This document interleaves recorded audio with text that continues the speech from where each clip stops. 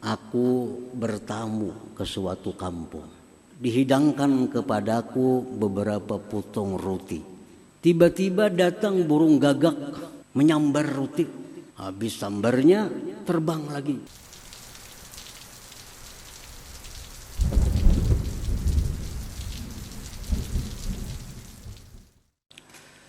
Nama yang kedua dari Asma'il Husna adalah Ar-Rahman. Ar-Rahman seringkali kita maknai dengan Maha Pengasih. Nah, itu makna yang secara ringkas. Ar-Rahman yang Maha Pengasih. Walladzi an'ama bi jala'ilin ni'amil ladzi la yatasawwaru suduru jinsiha minal ibad. Ar-Rahman itu adalah yang mengasihkan nikmat-nikmat yang besar yang tidak mungkin bisa dilakukan oleh hamba-hambanya. Itu arti Ar-Rahman. Yang mengasihkan nikmat-nikmat yang besar yang tidak mungkin bisa dilakukan oleh hamba-hambanya. Nah, itu Ar-Rahman. Nikmat-nikmat yang besar itu contohnya seperti dia mengasihkan roh kepada kita.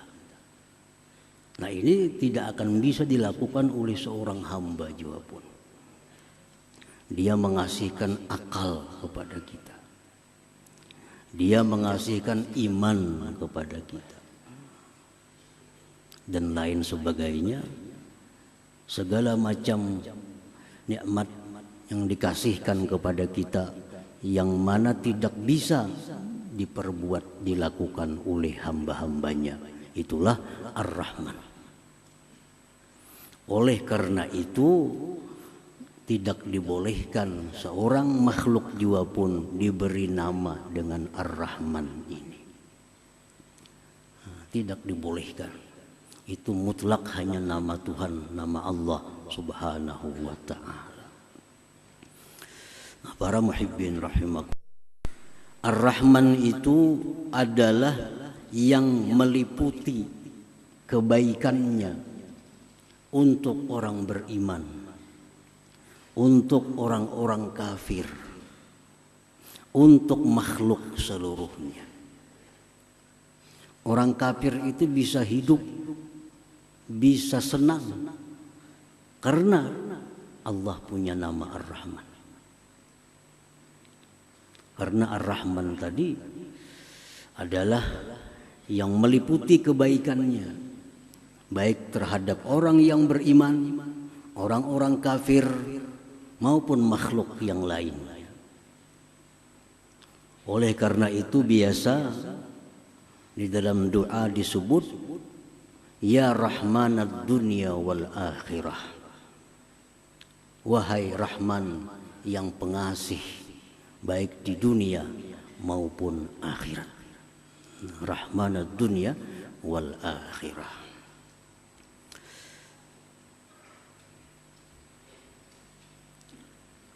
Di dalam kitab Risalah Al-Qusairiyah, kitab yang sangat terkenal, disebutkan wakila inna majusiyan istadhafa Ibrahim al-Khalil alaihi salam faqala lahu in aslamta adaftuk faqala al-majusi idza aslamtu fa ayyu minna takunu laka alayya famarra al-majusi فأوحى الله إلى إبراهيم يا إبراهيم لم تطعمه إلا بتغييره دينه نحن منذ 70 سنة نطعمه على كفره فلو أضفته ليلة ماذا عليك فمر إبراهيم عليه السلام خلف المجوسي وأضافه فقال له المجوسي أي شيء كان السبب بالذي بدا لك فذكر له ذلك فقال المجوسي أهكذا يعاملني Summa qala a'rid 'alayya al-islam fa aslam. Ada seorang majusi sudah tua, berumur 70 tahun, datang kepada Nabi Ibrahim alaihissalam minta makan. Mungkin kelaparan si majusi ini, penyembah api. Datang kepada Nabi Ibrahim minta makan. Ujar Nabi Ibrahim, wahai majusi, in aslam ta'adaftuk, jika engkau masuk Islam, aku beri makan. Jika engkau masuk Islam, aku beri makan. Ujar majusi, aku tidak akan merubah agamaku karena hanya makan. Aku tidak merubah agama kalau hanya urusan makan. Ujar si penyembah api tadi. Maka dia pun meninggalkan Nabi Ibrahim alaihissalam dalam keadaan lapar. Allah berwahyu kepada Nabi Ibrahim alaihissalam, hai Ibrahim, apakah engkau tidak beri makan dia kecuali dengan berislam? Kenapa kamu kadang beri makan inya? Disuruh masuk Islam dulu. Aku, ujar Tuhan, lebih dari 70 tahun berbuat baik kepadanya dalam kekafirannya itu. Aku, ujar Tuhan, selama 70 tahun memberikan dia kehidupan, memberikan dia kenikmatan. Lebih 70 tahun padahal dia kafir kepadaku.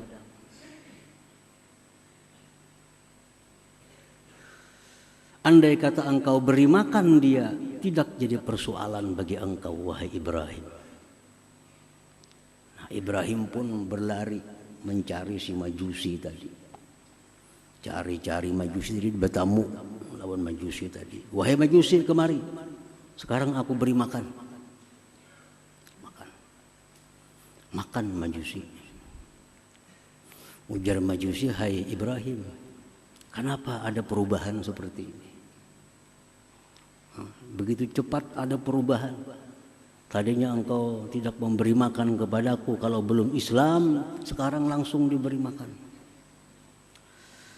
Ujar Nabi Ibrahim, Allah berwahyu kepadaku bahwa engkau ini sudah lebih 70 tahun kafir, tetap Allah berbuat baik kepada engkau. Sekarang aku disuruh untuk memberi makan kepada engkau ini. Ujar si majusi, apakah demikian Allah itu kepadaku? Maka ajarkan kepadaku Islam dan aku masuk Islam. Nah, ini adalah Ar-Rahman.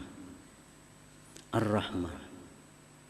Ar-Rahman tidak peduli orang kafir, tidak peduli orang zalim, tidak peduli orang yang menentang Allah, semua diberikan kebaikan oleh Allah. Nah, ini namanya Ar-Rahman. Jadi orang kesusahan, orang kesengsaraan, kada perlu menunggu macam agama apa, kada perlu. Yang penting beri makan. Nah, itu Ar-Rahman.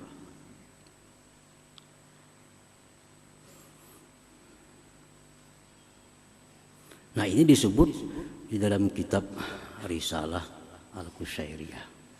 Bagaimana Ar-Rahman itu.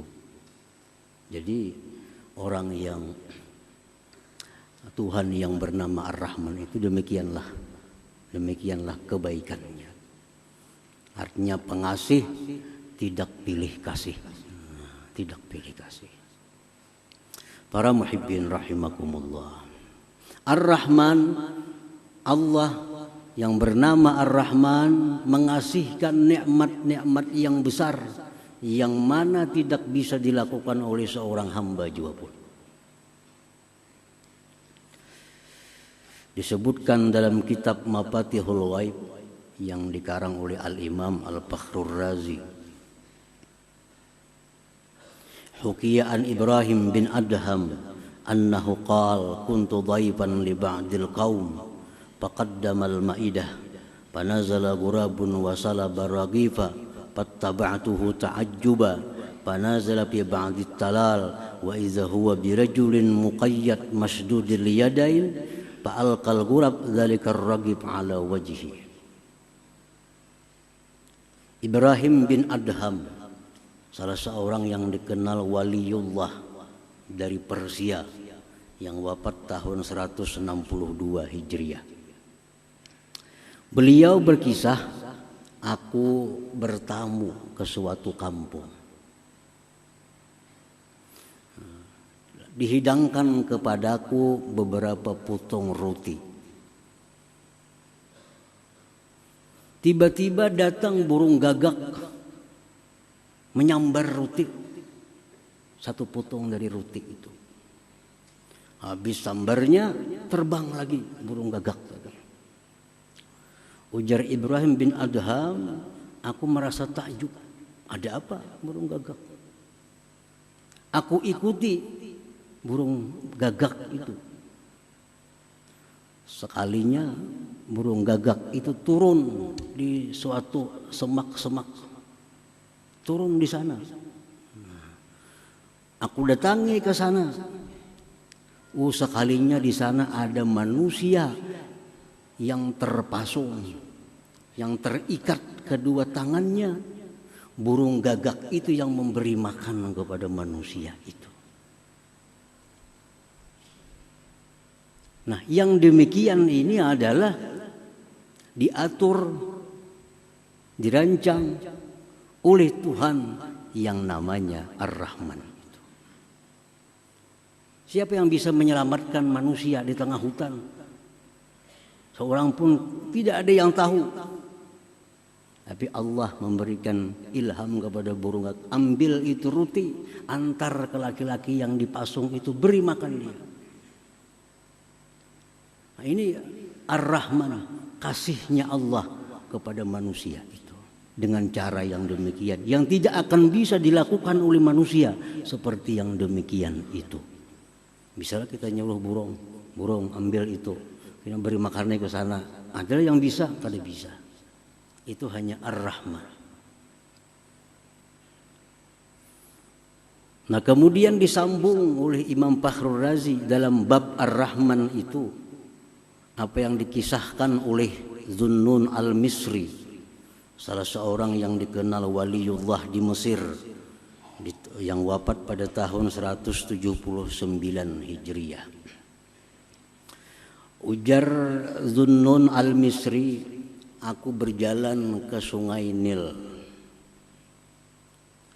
Begitu aku sampai di sungai Nil, ada kala yang besar berjalan cepat. Kala, aku iringi kemana kala itu berjalan cepat. Sekalinya si kala ini berjalan cepat menuju bibir sungai Nil. Di sana ada seekor kuduk. Lalu si kala itu naik ke belakang kuduk. Kuduk berjalan di sungai.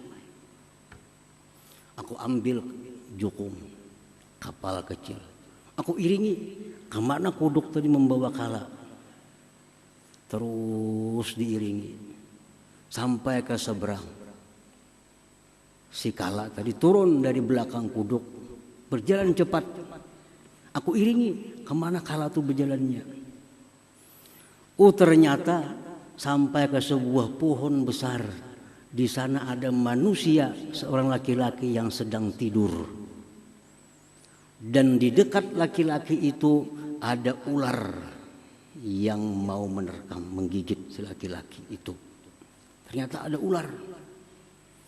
Nah, si kala ini datang ke situ berkelahi dengan ular. Kala menggigit ular, ular menggigit kala, mati keduanya. Fasalimar rajulun naim, laki-laki yang tidur tadi selamat. Nah, selamat dari gigitan ular itu. Nah, rancangan seperti ini adalah Ar-Rahman. Siapa yang bisa melakukan seperti itu? Ar-Rahman, luar biasa. Jadi Ar-Rahman itu artinya yang memberikan kasih yang tidak bisa dilakukan oleh seorang hamba juga pun.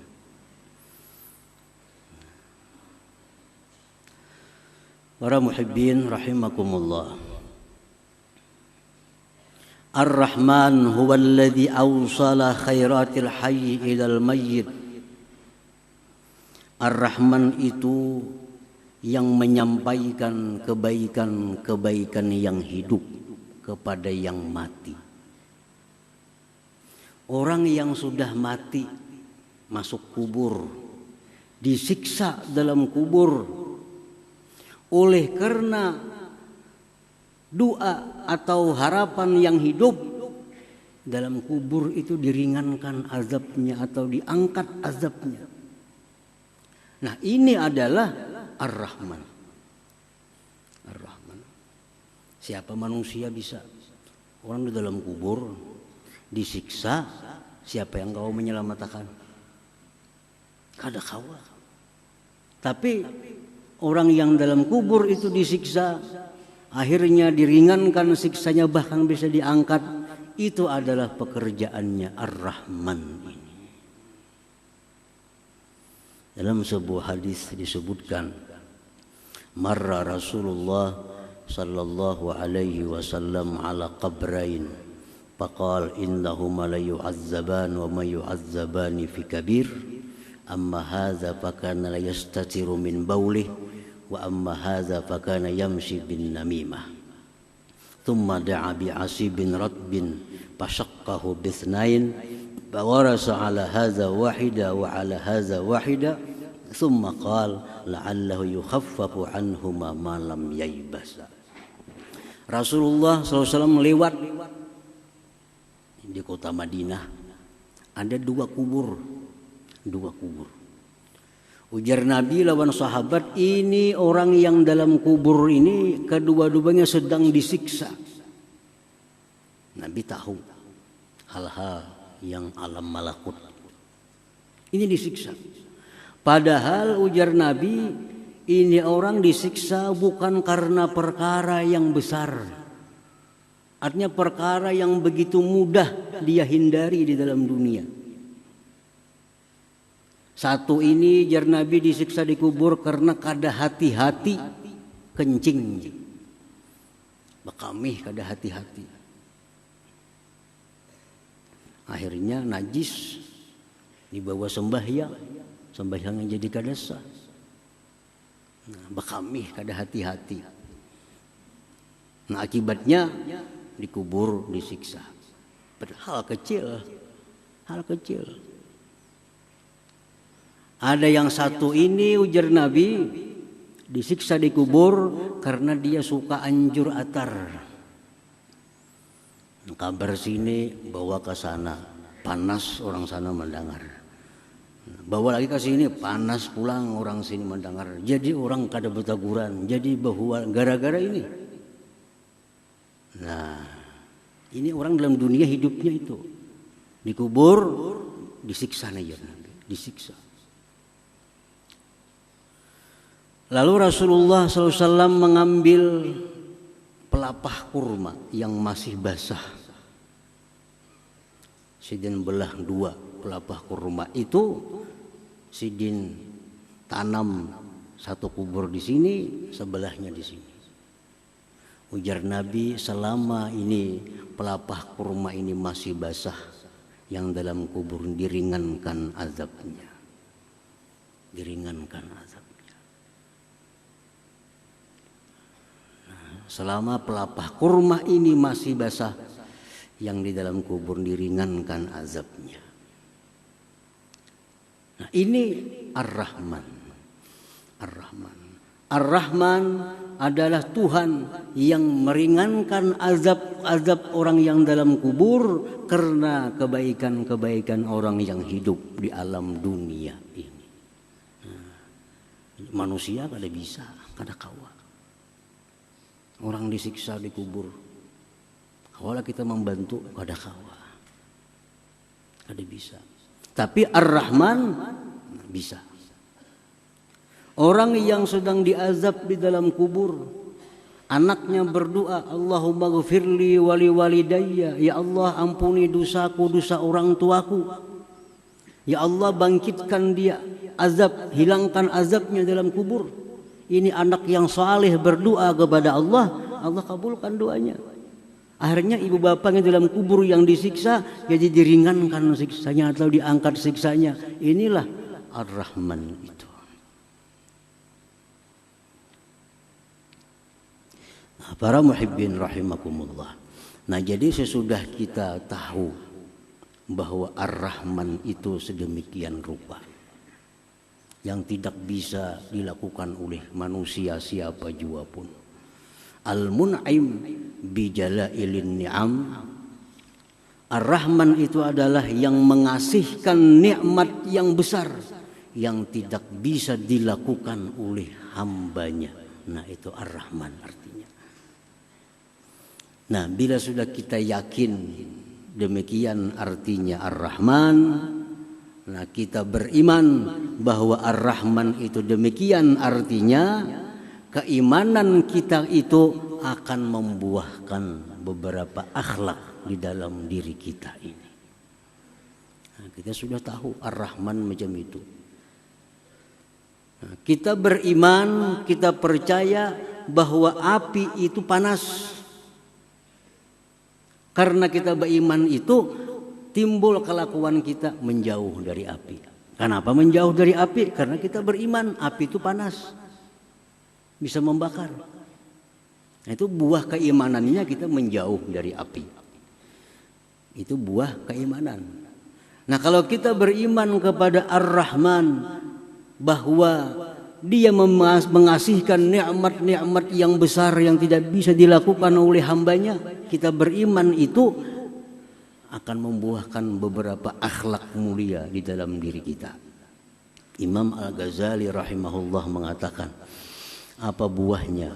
Ayyarhama ibadallah al-ghafilin fayasrifuhum an tarikil ghaflah ila Allah azza wa jalla bil wa'zi wan nushi bi tarikil lutfi dunal unf wa ay yanzura ila al-usad bi 'ainir rahmah la bi 'ainil izra wa ay yakuna kullu ma'siyatin tajri fil alam ka musibatin lahu bi nafsihi fala ya'lu bi izalatiha bi qadri wus'ihi rahmatan lidzalikal 'asi ay yata'arrada li sakhatillah wa yastahiqqal bu'da min jiwari. Orang yang beriman kepada Ar-Rahman, satu, dia akan menyayangi hamba-hamba Allah yang lalai kepada Allah. Dia akan sayang kepada hamba-hamba Allah yang meninggalkan Allah, yang menentang Allah. Dia sayang. Dia arahkan mereka itu ke jalan Allah dengan nasihat yang lemah lembut.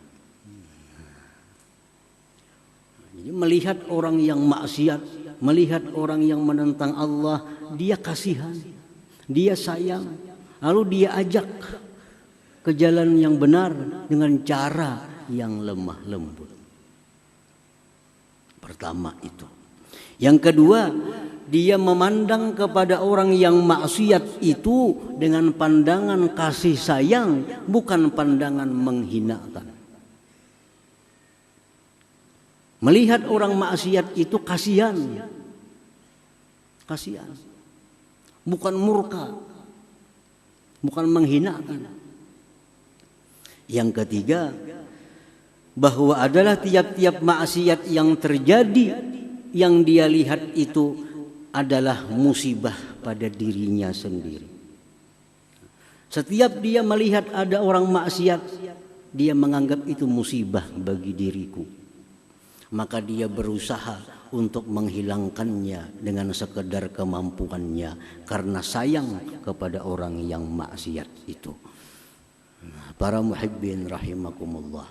Jadi orang yang sudah mengenali Ar-Rahman, sudah beriman kepada makna-makna Ar-Rahman, dia akan selalu mengajak orang-orang yang maksiat untuk ke jalan Allah dengan lemah lembut. dan memandang mereka dengan pandangan kasih sayang, dan lagi menganggap bahwa maksiat yang dilakukan inya itu adalah musibah bagi diriku. Nah, para muhibbin rahimakumullah, beberapa contoh Rasulullah SAW sebagai nabi yang sangat beriman kepada Ar-Rahman itu. Disebutkan dalam sebuah hadis an Abi Umamah radhiyallahu anhu qala inna syabban ata an-nabiyya sallallahu alaihi wasallam faqala ya Rasulullah i'dhan li bizina fa aqbala al-qaum alayhi fa zajaru wa qalu mah qalat nuh padana minhu qariban faqala fajalasa qala atuhibbu li ummik qala la wallah ja'alani Allah bidak qala walan nas yuhibbuna ka ummahatihim li ummahatihim qala atuhibbuhu li ibnatik qala la wallah ya Rasulullah ja'alani Allah fidak qala walan nas yuhibbuna li banatihim ila akhir hadis. Rasulullah SAW waktu berkumpul dengan sahabat, tiba-tiba datang seorang pemuda. Pemuda ini berkata, ya Rasulullah i'zan li bizzina, wahai Rasul, izinkan ulun untuk melakukan zina. Sahabat takjub, siapa ini? Ada anak memukul, ada yang marah. Di hadapan Rasulullah minta izin, hendak minta bulihakan bezina. Apa ujar Nabi? Beparak sini, beparak sini. Beparak si laki-laki tadi. Ujar Nabi, ikam hakunlah, ikam maulah mama ikam tu dizinahi orang. Kada wahai Rasulullah, kada hakun mau dizinahi orang. Ujar Nabi, orang lain pun kada hakunnya mamanya dizinahi orang.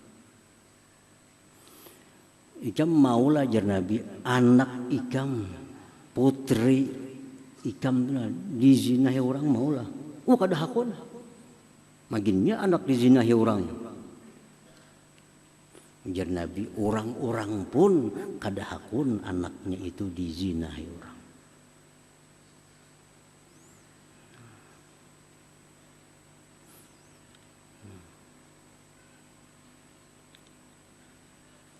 Ikam jar Nabi hakunlah, acil ikam, ading abah ikam, ading mama ikam dizinahi orang.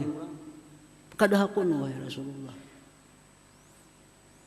Jar Nabi, orang gin kada hakun juga, orang lain pun kada mau juga acil-acilnya dizinahi orang. Lalu Rasulullah SAW meletakkan tangan kepada laki-laki tadi. Sidin doakan, Allahumma tahhir qalbah waghfir dzambah wa hassin farjah. Ya Allah, bersihkan hati ini orang, ampuni dosanya, pelihara kemaluannya. Laki-laki itu berkata, setelah aku keluar dari tempat itu, tidak ada sesuatu yang aku benci selain daripada zina itu. Nah, ini cara dakwahnya Rasulullah. Rasulullah beriman kepada Ar-Rahman. Lalu dakwah beliau agar kembali ke jalan Allah dengan cara yang demikian. Dengan cara yang lemah lembut dan cara mendoakan mereka agar dapat petunjuk, dapat hidayah oleh Allah Subhanahu wa ta'ala. Demikian pula kita dakwah kita, terutama dengan anak-anak kita, keluarga kita, ya dakwah kita demikian. Kita ajak mereka dengan jalan yang lemah lembut agar mereka lurus. Jangan lupa mendoakan mereka, doakan mereka agar selalu di jalan yang lurus. Para muhibbin rahimakumullah, dikisahkan tentang seorang waliullah yang bernama Ma'ruf Al-Karhi yang wafat di abad 200 di kota Baghdad.